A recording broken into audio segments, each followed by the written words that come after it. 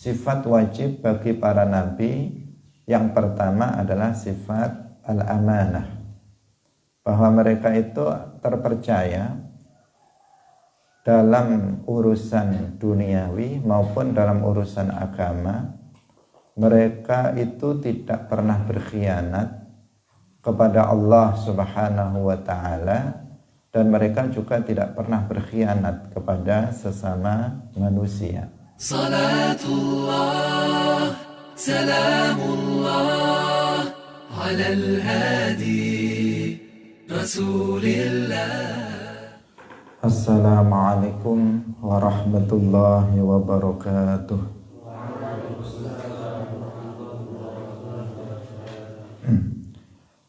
Hadirin rahimakumullah, kita masih melanjutkan pembahasan tentang sifat wajib bagi Allah Subhanahu wa ta'ala.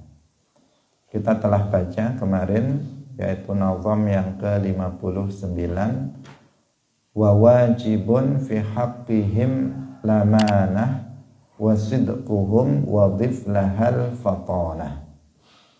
Telah kita jelaskan bahwa sifat wajib bagi para nabi yang pertama adalah sifat al-amanah, bahwa mereka itu terpercaya dalam urusan duniawi maupun dalam urusan agama. Mereka itu tidak pernah berkhianat kepada Allah Subhanahu wa ta'ala, dan mereka juga tidak pernah berkhianat kepada sesama manusia. Di antara bentuk bahwa mereka tidak pernah berkhianat kepada Allah Subhanahu wa ta'ala, mereka ini tidak pernah melakukan kekufuran kepada Allah Subhanahu wa ta'ala. Mereka tidak pernah melakukan dosa-dosa besar kepada Allah. Mereka juga tidak pernah melakukan dosa-dosa kecil yang mengandung unsur kehinaan jiwa pelakunya.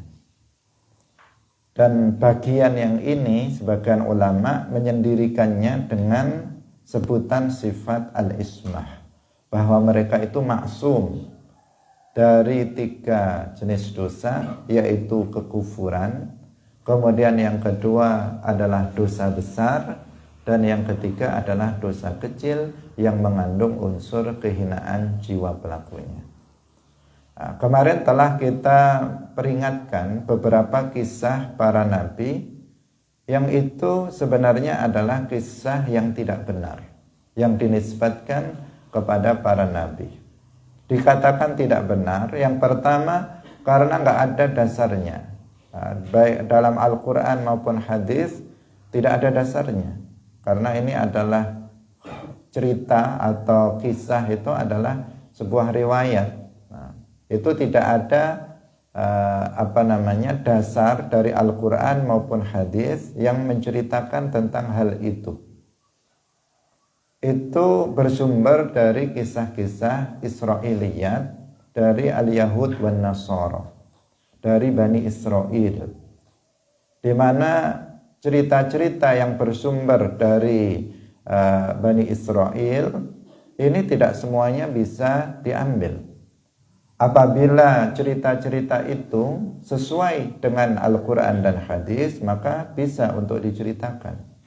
Tetapi apabila cerita-cerita itu bertentangan dengan Al-Quran dan hadis, maka tentu saja ini tidak bisa untuk diceritakan, karena menyalahi Al-Quran dan hadis. Ada cerita kemarin yang kita waspadakan, cerita tentang Nabi Ibrahim alaihissalam yang katanya pernah menyembah bintang, bulan, matahari. Itu tidak benar. Telah kita jelaskan kisah yang sebenarnya.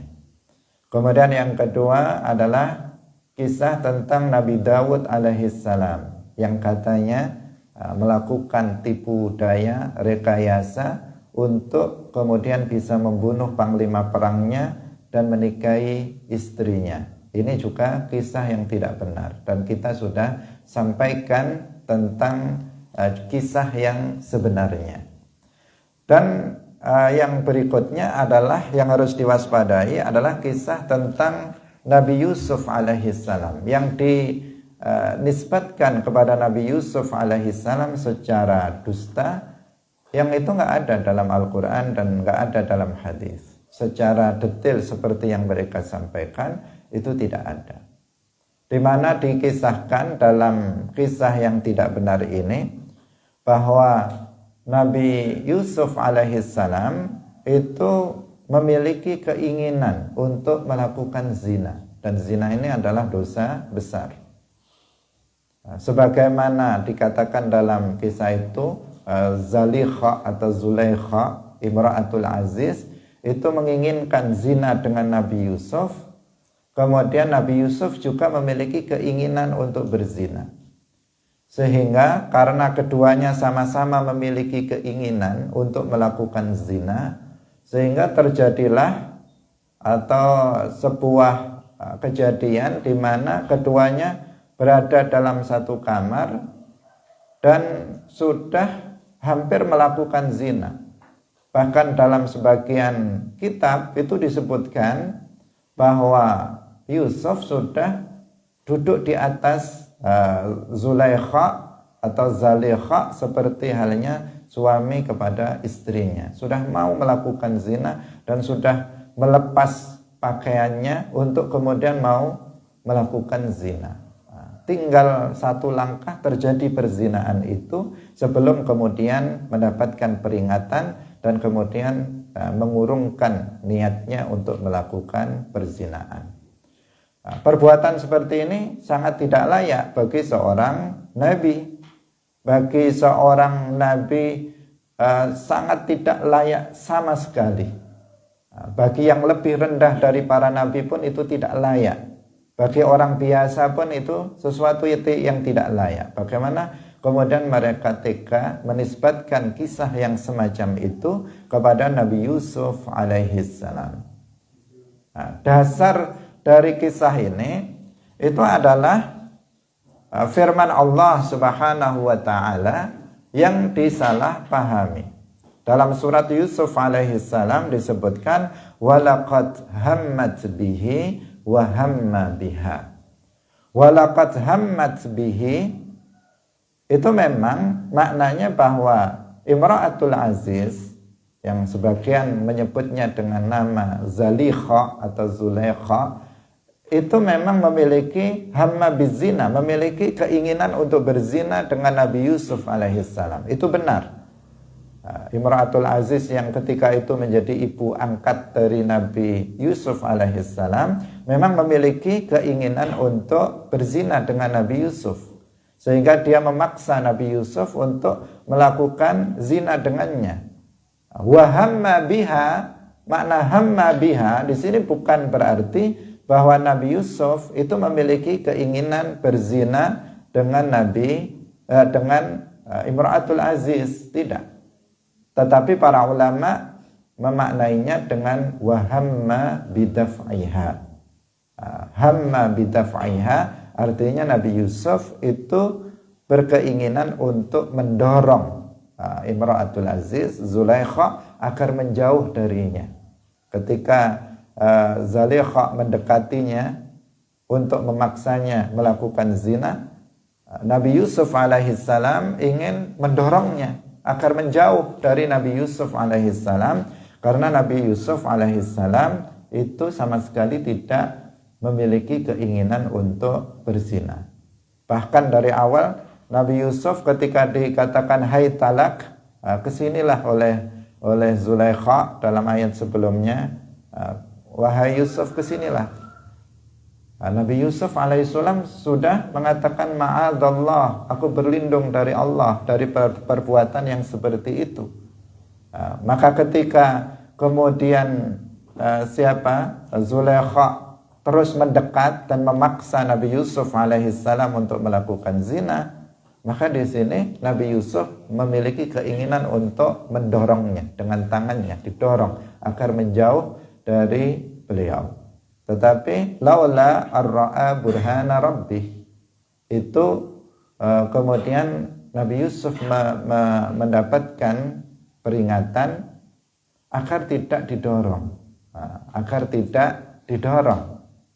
Nggak boleh Nabi Yusuf mendorongnya. Kenapa tidak diperbolehkan? Karena ini nanti akan menjadi bukti di belakang kisah ini. Maka Nabi Yusuf alaihissalam karena mengetahui petunjuk Tuhan, peringatan agar tidak didorong, maka Nabi Yusuf alaihissalam tidak jadi mendorongnya. Sehingga beliau memutarkan badannya yang asalnya begini, mau didorong nggak jadi karena nggak boleh. Kemudian beliau memutar badannya dan lari menuju ke pintu. Ketika Nabi Yusuf alaihissalam membuka pintu, ternyata di sana sudah ada suami dari Imra'atul Aziz ini. Sehingga di sini sebelum sampai di pintu, Zulaikha tidak terima ketika Nabi Yusuf lari. Sehingga Zulaikha ini kemudian memegang baju Nabi Yusuf bagian belakang karena larinya kan ke sana, sehingga dipegang bajunya bagian belakang dan kemudian robek, bajunya itu menjadi robek. Dalam Al-Quran disebutkan wastabaqal baba wa qaddat qamisahu min duburin. Jadi dia merobek baju Nabi Yusuf dari bagian belakangnya. Dan ketika sampai di pintu, kemudian suami dari Zulaikha ini sudah ada di sana. Di depan suaminya inilah kemudian Zulaikha ini berbohong kepada suaminya. Dia berbohong, dia berakting mengatakan bahwa dirinya akan diperkosa oleh Nabi Yusuf. Dirinya akan dipaksa berzina dengan Nabi Yusuf. Padahal dia sendiri, perempuan itu yang yang memaksa Nabi Yusuf untuk berzina. Nabi Yusuf menghindarinya. Tetapi sekarang yang dituduh adalah Nabi Yusuf alaihissalam. Maka kemudian dalam cerita itu, jadi Nabi Yusuf juga membela diri bahwa dirinya bahwa beliau itu justru menghindari Zulaikha, bahwa yang memaksa untuk melakukan zina itu adalah Zulaikha, bukan Nabi Yusuf. Sama-sama membela diri di hadapan Al-Aziz. Maka kemudian diceritakan ada seorang bayi yang masih dalam ayunan. Bayi yang pada umumnya dia belum bisa berbicara. Tetapi dengan kehendak Allah Subhanahu wa taala, bayi yang masih dalam ayunan itu kemudian dia bisa bersaksi. Wa syahida syahidum min ahliha. Bayi itu tiba-tiba mengatakan, in kana qamisuhu qudda min qubulin fasadaqat wa huwa minal kadzibin wa in kana qamisuhu qudda min duburin fakadzabat wa huwa minas shadiqin. Bayi itu tiba-tiba mengatakan, lihatlah, apabila bajunya Yusuf itu sobek dari bagian depan, jika sobeknya di depan, maka Zulaikha benar, Yusuf itu yang berbohong. Apabila baju Nabi Yusuf itu sobek di bagian belakang, maka Zulaikha yang berbohong, Yusuf yang benar. Bayi itu ngomong seperti itu. Sehingga kemudian dilihat, ternyata baju Nabi Yusuf bagian mana yang sobek? Bagian belakang yang sobek, bukan bagian depan. Berarti siapa yang berbohong? Zulaikha yang berbohong dan Nabi Yusuf yang benar. Maka suami dari Zulaikha ini kemudian tahu bahwa istrinya lah yang bersalah, bukan Nabi Yusuf alaihissalam. Inilah rahasia kenapa Nabi Yusuf alaihissalam dilarang untuk mendorong dari depan. Karena seandainya tadi Nabi Yusuf itu ingin mendorong Zulaikha ini dari depan, maka Zulaikha secara alami dia akan memegang baju Nabi Yusuf bagian depan. Dan ketika yang dipegang adalah baju Nabi Yusuf bagian depan, maka yang sobek akan ada di depan. Karena itu nggak boleh didorong dari depan. Nabi Yusuf berbalik arah, sehingga kemudian yang dipegang adalah baju bagian belakang dan yang sobek adalah bagian belakang. Karena jika yang sobek bagian depan menunjukkan bahwa yang aktif yang laki-laki. Jika yang sobek bagian belakang itu menunjukkan yang aktif adalah yang perempuan. Itu adalah bukti. Dan bayi itu bisa menjelaskan tentang itu, sehingga kemudian suami dari Zulaikha itu mengerti, menjadi tahu bahwasanya yang salah adalah istrinya sendiri. Nah, setelah itu untuk menyimpan rahasia, maka Nabi Yusuf alaihissalam tetap dianggap salah. Padahal si suami sudah tahu. Sudah tahu bahwa yang yang bersalah ada istrinya. Tetapi kan jadi malu keluarga nanti. Kalau sempat terdengar oleh masyarakat, ternyata suami Al-Aziz, ternyata dia dia memaksa anak angkatnya sendiri untuk berzina, maka ini menjadi aib keluarga. Sehingga kemudian itu ditutup dengan yang disalahkan adalah Yusuf. Nabi Yusuf dipenjara tanpa melakukan kesalahan sama sekali. Hadirin yang dirahmati oleh Allah Subhanahu wa taala. Jadi ini juga sangat sangat jelas pengakuan daripada Zulaikha di kemudian hari. Karena ketika Nabi Yusuf alaihissalam di belakang hari itu dikeluarkan dari penjara, Nabi Yusuf alaihissalam beliau enggan, beliau mengatakan saya mau dikeluarkan dari penjara. Tetapi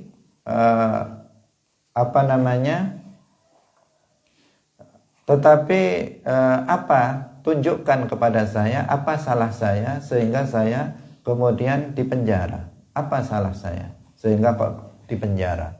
Nah, di sini kemudian Imra'atul Aziz kemudian mengakui tentang kesalahannya, dan Nabi Yusuf alaihissalam itu kemudian terbebas dari segala tuduhan yang dialamatkan kepada beliau. Hadirin yang dirahmati oleh Allah, kisah ini diceritakan dalam surat Yusuf secara panjang lebar. Secara panjang lebar dalam satu surat Yusuf itu bercerita tentang Nabi Yusuf mulai dari kecil sampai dewasa sampai menjadi nabi. Ini satu-satunya kisah nabi yang diceritakan dalam Al-Quran dalam satu surat penuh dan lengkap ceritanya dari mulai kecil sampai dewasa. Berbeda dengan cerita para nabi yang lainnya yang terpencar-pencar, ceritanya itu terpencar-pencar dan tidak utuh. Sementara cerita Nabi Yusuf ini cerita yang yang berurut. Dan Al-Quran memang bukan kitab cerita. Al-Quran bukan novel atau bukan kitab yang diperuntukkan untuk menghibur. Tetapi Al-Quran adalah kitab yang diperuntukkan sebagai petunjuk bagi umat manusia. Kalaupun di dalam Al-Quran itu ada cerita, maka cerita-cerita itu adalah dalam rangka untuk memberikan pelajaran bagi umat manusia. Hadirin yang dirahmati oleh Allah Subhanahu wa ta'ala. Sekarang kita lanjutkan kembali, yaitu tentang sifat berikutnya. Sifat wajib bagi para nabi yang berikutnya adalah wasidquhum, yaitu sifat as-sidqu. Sifat as-sidqu artinya bahwa para nabi itu jujur. Seluruh para nabi dari nabi yang pertama yaitu Nabi Adam alaihissalam sampai dengan nabi yang terakhir yaitu Nabi Muhammad sallallahu alaihi wasallam, itu seluruhnya apa? Jujur, tidak pernah berbohong. Karena berbohong itu memang haram. Berbohong itu haram, maka tidak ada seorang nabi pun yang pernah berbohong meskipun hanya satu kali. Baik setelah diangkat menjadi seorang nabi maupun sebelum diangkat menjadi seorang nabi, nggak ada seorang nabi yang pernah berbohong. Berbohong itu apa? Al-ikhbar an khilafil waqi', memberikan berita yang nggak sesuai dengan kenyataan. Kenyataannya A dibilang B, itu namanya kadzib, itu namanya berbohong. Dan berbohong itu haram. Meskipun dalam keadaan bergurau, hukumnya adalah haram. Rasulullah sallallahu alaihi wasallam bersabda, la yasluhul kadzib fi jiddin wala fi hazlin. Tidak boleh berbohong itu baik dalam keadaan sungguh-sungguh maupun dalam keadaan bergurau. Maka seorang nabi nggak ada yang pernah berbohong. Secara akal, para nabi nggak mungkin berbohong. Karena para nabi itu tugasnya apa? Tugasnya kan memberi berita, ya kan? Kemarin kita sebutkan an-nabiyyu berasal dari kata nabaun yang artinya khabar, yang artinya berita. An-nabiyyu kalau yang dimaksud adalah ismul fa'il ala wazni fa'il, maka artinya adalah orang yang menyampaikan berita. Nah, tugasnya menyampaikan berita. Beritanya dari Allah. Nah, kalau yang ditugaskan menyampaikan berita dari Allah itu pembohong, maka tujuan dari menyampaikan berita itu tersampaikan apa enggak? Yang enggak. Kenapa? Karena orang enggak akan percaya kepada penyampai berita yang pembohong. Enggak akan percaya. Nah, karena itu enggak mungkin Allah Subhanahu wa taala yang Maha mengetahui itu menjadikan manusia yang pembohong itu sebagai nabinya, sebagai rasulnya untuk menyampaikan berita darinya. Tidak mungkin. Jika Allah Subhanahu wa ta'ala itu berkehendak seseorang itu akan diangkat menjadi nabinya, menjadi rasulnya, maka Allah Subhanahu wa ta'ala akan menjaga mereka dari sifat kadzib, dari sifat bohong. Mereka akan dijaga oleh Allah sehingga mereka tidak akan pernah berbohong baik sebelum maupun setelah mereka diangkat menjadi seorang nabi. Hadirin rahimakumullah, maka jika ada kisah-kisah yang dikatakan itu kisah nabi tetapi disebutkan bahwa ada nabi yang berbohong, maka jelas kisahnya yang tidak benar. Karena sudah menjadi sebuah ketetapan bahwa para nabi nggak ada yang berbohong. Semuanya bersifatan as-sidqu, semuanya jujur, nggak ada yang pernah berbohong. Ini prinsip akidah bahwa para nabi tidak ada yang pernah berbohong. Udah, ini harus dipegangi. Harus dipegangi, artinya jika kemudian ada kisah yang menunjukkan seolah-olah ada seorang nabi yang pernah berbohong, maka kisahnya yang harus diteliti tentang kebenarannya, bahkan bisa dipastikan bahwa kisahnya itu adalah kisah yang bohong, kisah yang tidak benar. Yang sering diceritakan bahwa ada seorang nabi yang berbohong, itu adalah Nabi Ibrahim alaihissalam. Nabi Ibrahim alaihissalam sering sebagian orang itu salah faham atau menceritakan bahwa Nabi Ibrahim itu pernah berbohong sebanyak 3 kali. Nah, mereka menyatakan demikian. Nabi Ibrahim katanya pernah berbohong sebanyak 3 kali. Dan kebetulan memang ada sebuah riwayat. Nah, ada sebuah riwayat yang mengatakan lam yakzib Ibrahimu an-nabiyyu alaihi salam qattu illa thalatha kadzabat. Tidak berbohong Nabi Ibrahim yang menjadi nabi itu sama sekali kecuali 3 kali bohong. Ada riwayat yang seperti itu. Sehingga sebagian orang kemudian berpedoman pada hadis ini untuk mengatakan bahwa Nabi Ibrahim itu memang pernah benar-benar berbohong sebanyak 3 kali. Ditambah lagi memang 3 kali itu 3 kali itu disebutkan. Yang pertama adalah ketika Nabi Ibrahim mengatakan bal fa'alahu kabiruhum hadza. Yang kedua ketika Nabi Ibrahim mengatakan inni saqim. Dan yang ketiga ketika Nabi Ibrahim mengatakan hadhihi ukhti, untuk istrinya Sarah. Ada riwayat mengatakan yang makna zahirnya Nabi Ibrahim itu berbohong 3 kali. Kemudian hitungan 3 itu pun ada. Sehingga kemudian sebagian orang meyakini bahwa Nabi Ibrahim itu benar-benar pernah berbohong. Nah, padahal keyakinan kita bahwa sifat para nabi seluruhnya, termasuk Nabi Ibrahim alaihissalam, itu as-sidqu, mustahil baginya kebalikannya, yaitu al-kadzibu, berbohong. Kan jadi bertentangan antara yang mereka ceritakan dengan dasar akidah ahli sunnah wal jamaah, bahwa sifat para nabi itu as-sidqu, yaitu jujur, tidak pernah berbohong. Nah, maka di sini kita ketika ada riwayat yang seperti ini, kita harus kembali seperti yang kemarin kita jelaskan, kita harus kembali bagaimana para ulama memahaminya.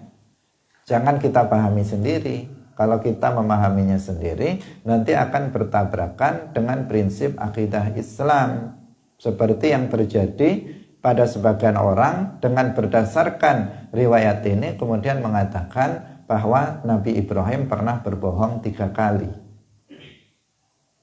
Nah, lalu bagaimana para ulama menjelaskan hadis ini? Sebagian ulama mengatakan bahwa hadis ini hadis yang dhaif. Hadis ini adalah statusnya adalah hadis yang dhaif. Dan dalam agama hadis yang dhaif itu tidak bisa dijadikan sebagai hujjah dalam permasalahan akidah. Sekali lagi, ini sebuah kaidah yang disepakati bahwa hadis dhaif itu tidak bisa dijadikan sebagai hujjah dalam persoalan akidah.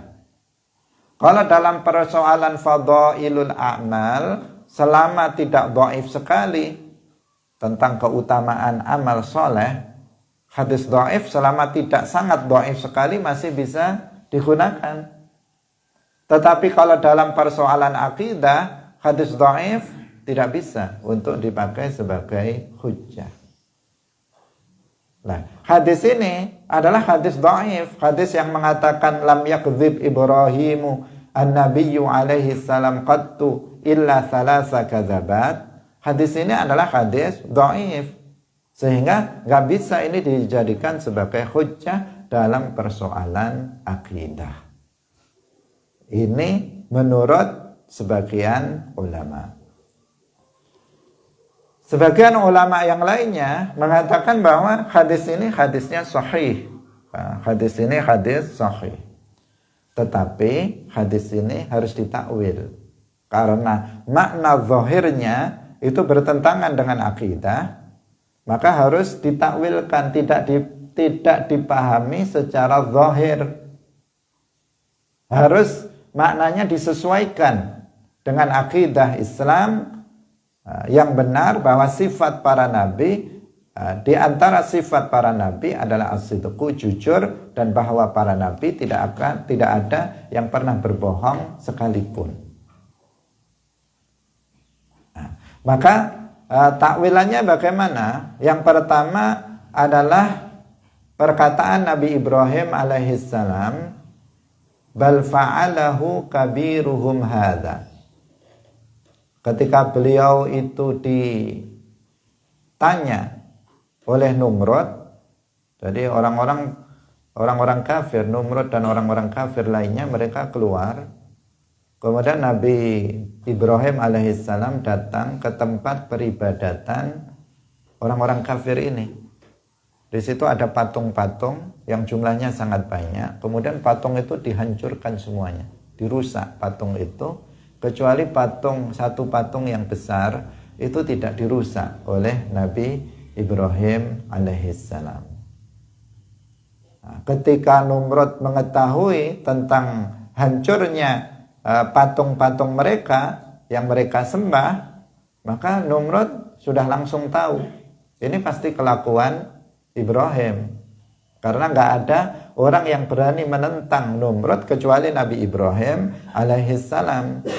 Maka di sini Numrud sudah langsung tahu ini pelakunya adalah Ibrahim. Maka Nabi Ibrahim itu dipanggil oleh siapa? Raja Numrud ini. Nah, ketika dihadapkan kepada Numrud bertanya, siapa yang menghancurkan berhala-berhala ini? Numrud sudah tahu tetapi nanya. Berarti perlu jawaban apa enggak? Ini tidak perlu jawaban yang hakiki. Maka Nabi Yusuf alaihissalam menggunakan kesempatan itu untuk menunjukkan hujjah Islam bahwasanya berhala tidak layak untuk disembah. Nah, pertama ini yang harus kita pahami. Pertanyaan Numrud ini bertanya bukan untuk mencari tahu. Karena Numrud sudah tahu yang menghancurkannya adalah Nabi Ibrahim alaihissalam. Gak ada orang lain yang menentang Numrud kecuali penyembahan terhadap berhala. Gak ada yang menentangnya kecuali Nabi Ibrahim alaihissalam. Maka pertanyaan Numrud ini bukan pertanyaan untuk mencari tahu tentang pelaku.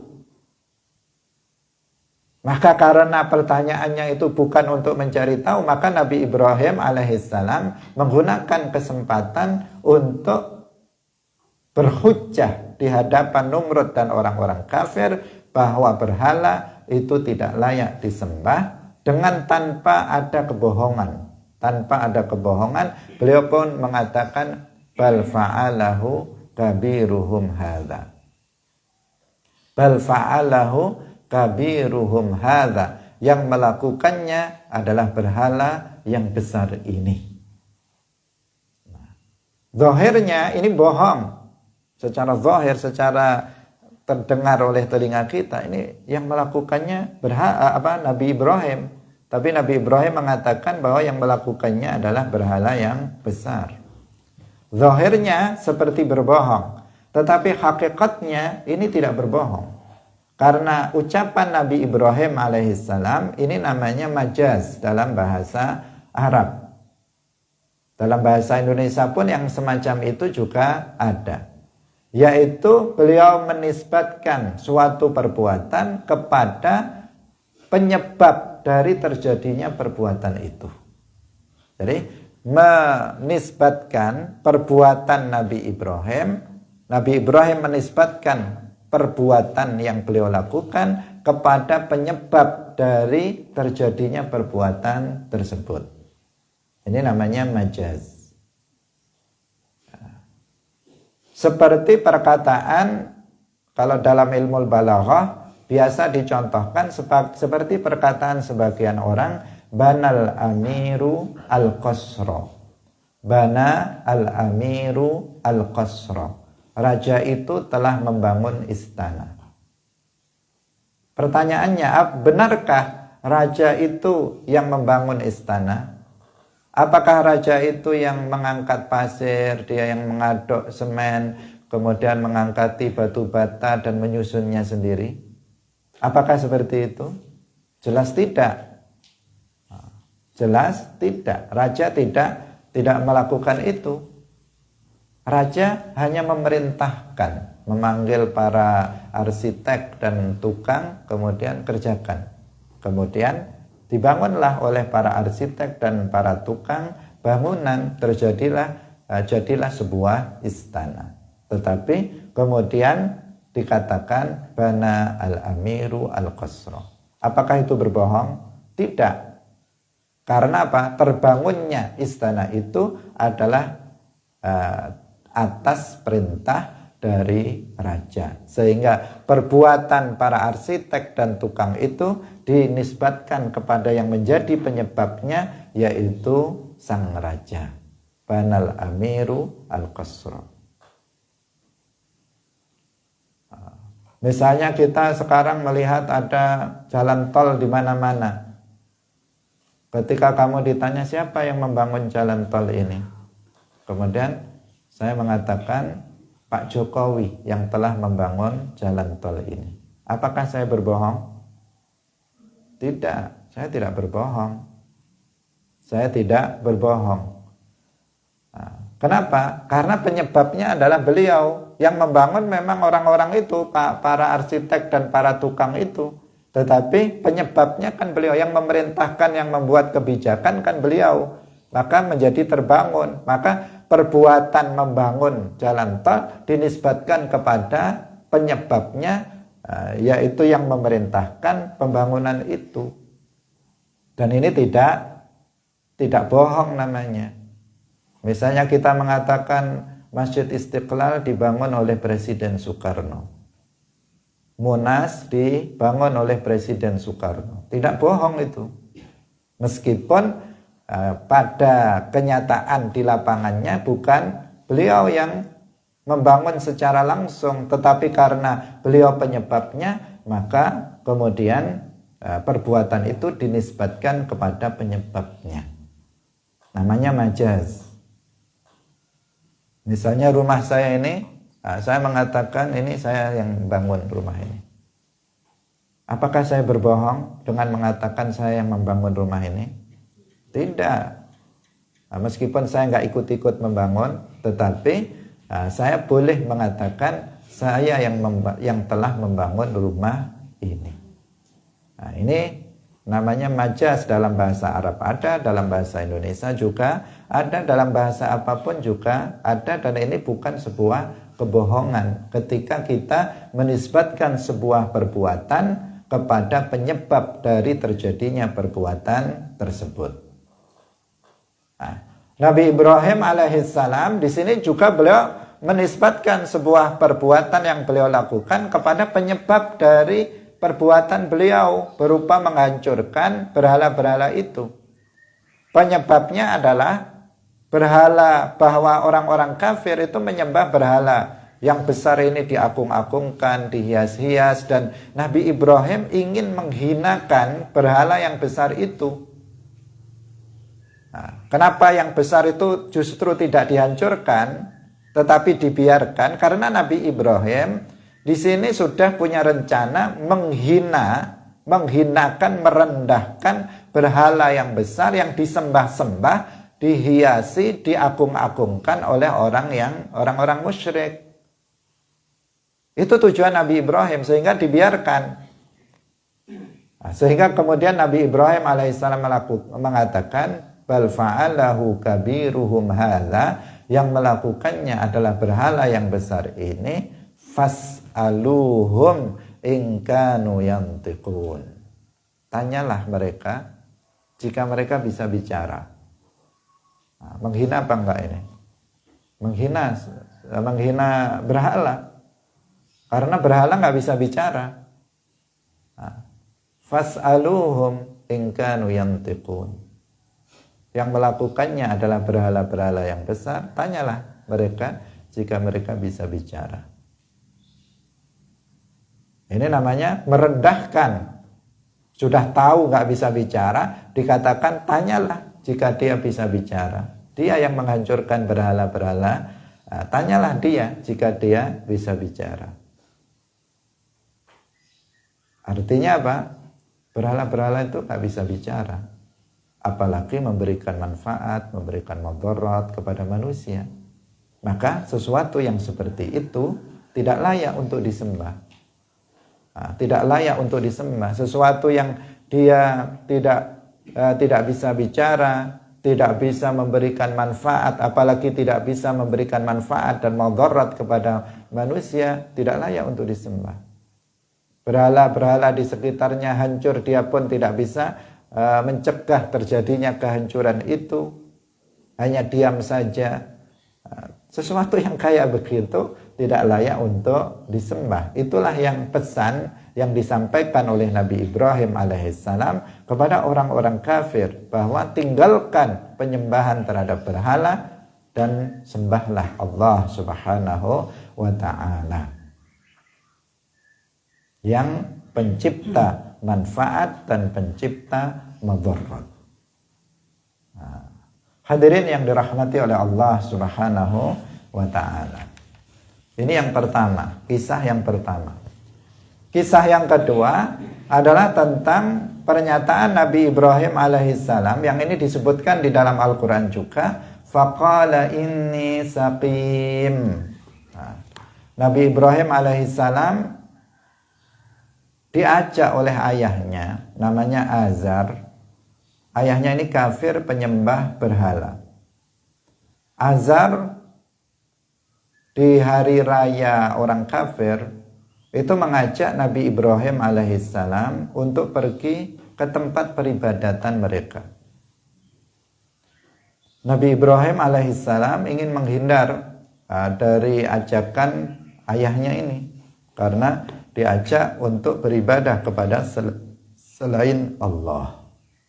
Maka Nabi Ibrahim alaihissalam ketika diajak itu beliau mengatakan, inni saqim, sesungguhnya aku sakit. Beliau mengatakan bahwa beliau sakit agar beliau tidak diajak untuk pergi. Beliau mengatakan bahwa beliau itu sakit. Nah, ini secara zahir ini kayaknya Nabi Ibrahim bohong. Beliau nggak sakit kok bilang sakit. Nah, beliau nggak sakit tetapi beliau bilang sedang sakit.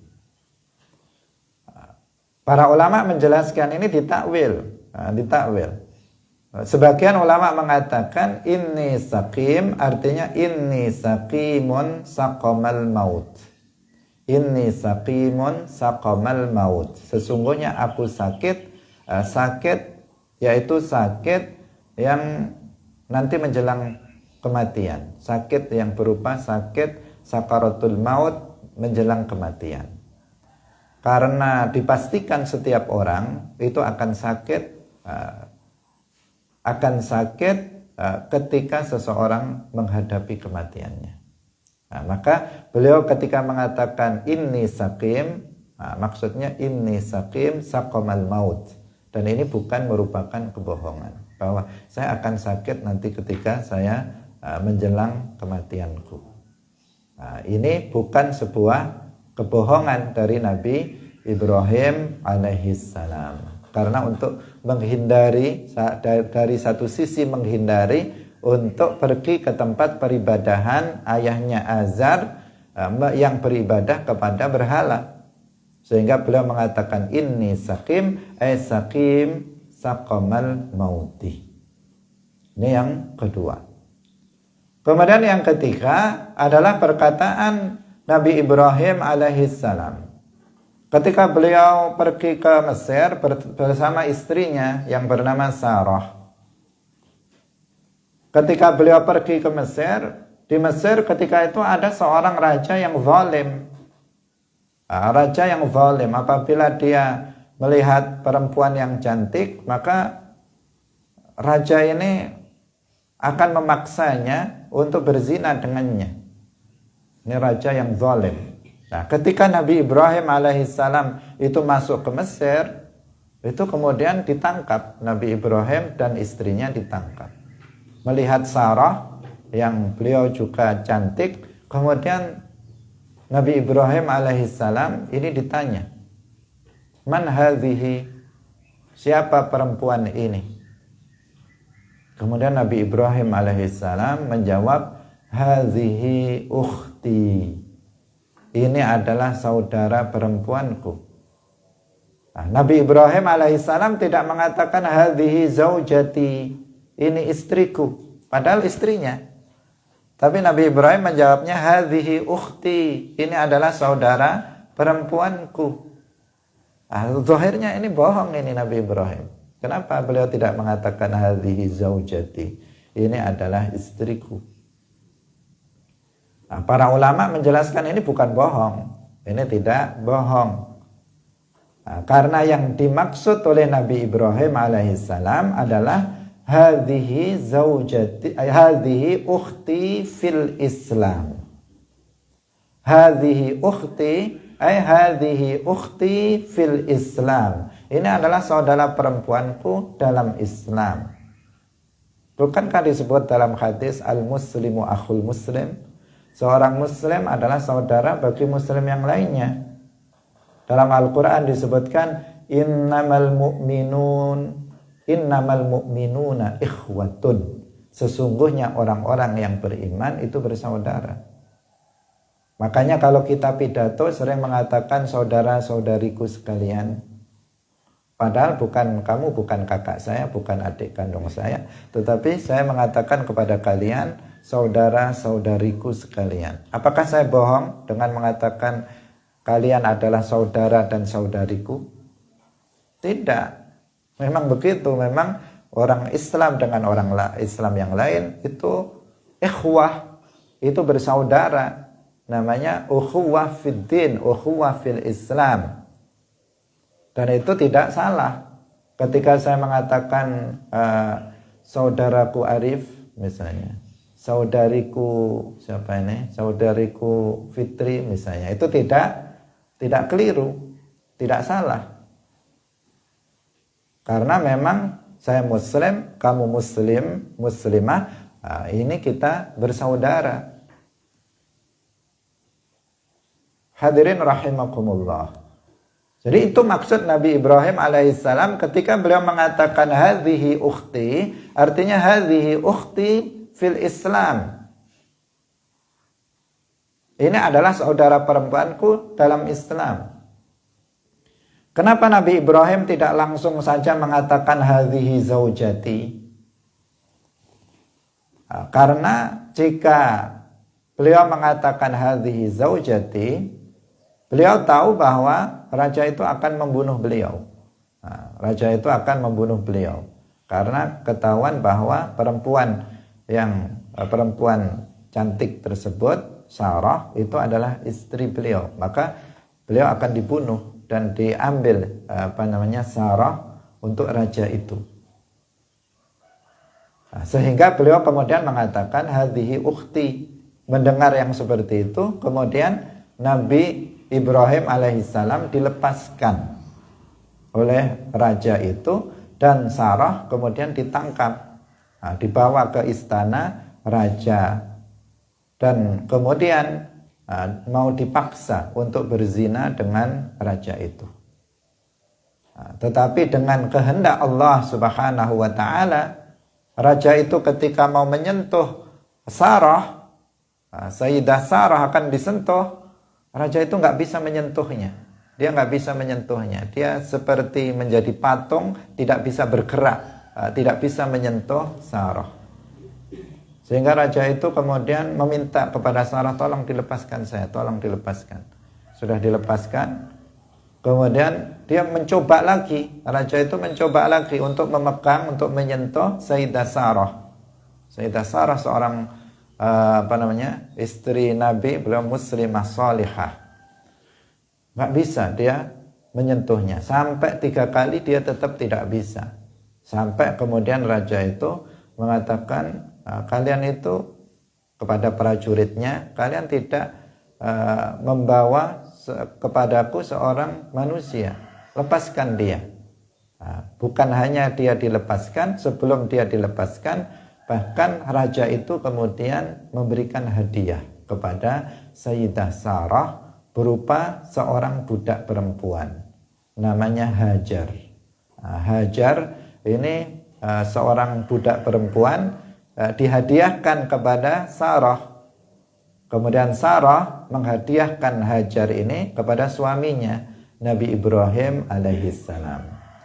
Sehingga dari Sarah kemudian lahir Nabi Ishak alaihissalam, dan dari Hajar kemudian terlahir Nabi Ismail alaihissalam. Kisahnya seperti itu. Jadi Nabi Ibrahim alaihissalam tidak pernah berbohong. Maka hadis yang mengatakan bahwa lam yakzib Ibrahimu an-nabiyyu alaihi salam qattu illa thalatha kadzabat. Artinya bahwa Nabi Ibrahim itu tidak pernah berbohong kecuali 3 kali yang zahirnya itu berbohong. Artinya begini, Nabi Ibrahim itu pernah mengucapkan perkataan yang zahirnya bohong, hakikatnya tidak bohong sebanyak 3 kali. Makna hadis itu begitu. Jadi Nabi Ibrahim alaihissalam itu pernah mengucapkan kata-kata yang zahirnya bohong, hakikatnya tidak bohong sebanyak 3 kali. Itu cara memahami hadis tersebut. Nah, sedangkan pentakwilan dari setiap perkataan Nabi Ibrahim alaihissalam sudah kita jelaskan tadi. Hadirin rahimakumullah, demikian pengajian kita pada pagi hari ini. Semoga bermanfaat bagi kita semuanya. Barakallahu fikum. Wallahul muwaffiq ila aqwamit thoriq. Wassalamualaikum warahmatullahi wabarakatuh.